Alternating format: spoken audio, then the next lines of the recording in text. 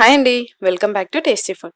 Tasty ఫుడ్‌లో ఇవాళ మనం బీరకాయ పప్పుని ఎలా తయారు చేయాలో చూద్దామండి. ముందుగా దీనికోసం ఒక మీడియం సైజ్ బీరకాయని తీసుకొని తొక్క తీసి ఇలా చిన్న ముక్కల్లాగా కట్ చేసుకొని పెట్టుకోండి. 5 పచ్చిమిర్చి, ఒక మీడియం సైజ్ ఆనియన్‌ని కట్ చేసుకొని పెట్టుకోండి. కొంచెం కొత్తిమీరను కూడా తీసుకొని వాష్ చేసుకొని పెట్టుకోండి. దాంతో పాటు ఒక చిన్న గ్లాసు పెసరపప్పును కూడా తీసుకోండి. ఒక గిన్నెలో ఈ పప్పుని వేసుకొని వాటర్‌ని యాడ్ చేసుకొని 2, 3 సార్లు వాష్ చేసుకోండి. ఇలా వాష్ చేసుకున్న పప్పుని పక్కకు పెట్టుకొని, ఇప్పుడు స్టవ్ మీద ఒక కడాయిని పెట్టుకొని, దాంట్లో 2 టేబుల్ స్పూన్‌ల ఆయిల్‌ని యాడ్ చేసుకోండి. ఆయిల్ కాస్త హీట్ అయిన తర్వాత మంటని మీడియం ఫ్లేమ్‌లోకి అడ్జస్ట్ చేసుకొని, దీంట్లోకి హాఫ్ టేబుల్ స్పూన్ జీలకర్ర, కట్ చేసుకొని పెట్టుకున్న పచ్చిమిర్చి, ఆనియన్‌ని వేసుకొని 2 నిమిషాల పాటు ఆనియన్స్‌ని కాస్త గోలనివ్వండి. ఆనియన్స్ ఇలా కాస్త గోలిన తర్వాత ఇప్పుడు దీంట్లోకి ఒక టేబుల్ స్పూన్ అల్లం వెల్లుల్లి పేస్ట్, హాఫ్ టేబుల్ స్పూన్ పసుపుని వేసుకొని, అల్లం పచ్చివాసన పోయేంత వరకు ఫ్రై చేసుకోండి. ఇప్పుడు మనం కట్ చేసుకొని పెట్టుకున్న బీరకాయ ముక్కల్ని దీంట్లోకి వేసుకొని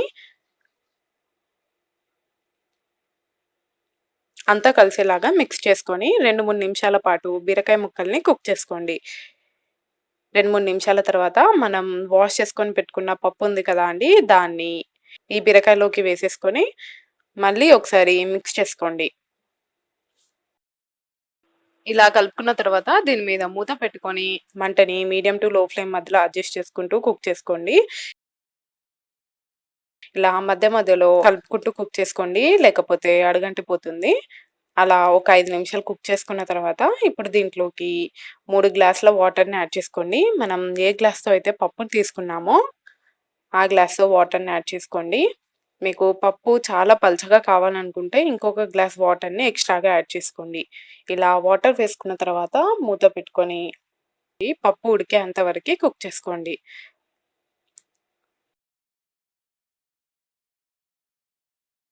పప్పు ఉడికిందండి.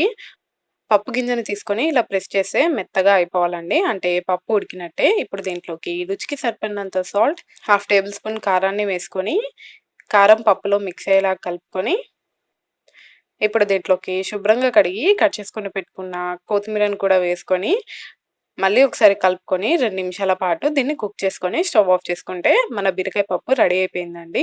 మీరు కూడా ఈ రెసిపీని తప్పకుండా ట్రై చేసి మీకెలా కుదిరిందో నాకు కామెంట్ చేయండి. ఈ రెసిపీ మీకు నచ్చినట్టయితే లైక్ చేయండి, షేర్ చేయండి. టేస్టీ ఫుడ్ ఛానల్‌ని సబ్స్క్రైబ్ చేసుకొని పక్కనే ఉండే బెల్ ఐకాన్‌ని క్లిక్ చేయండి. Thanks for watching.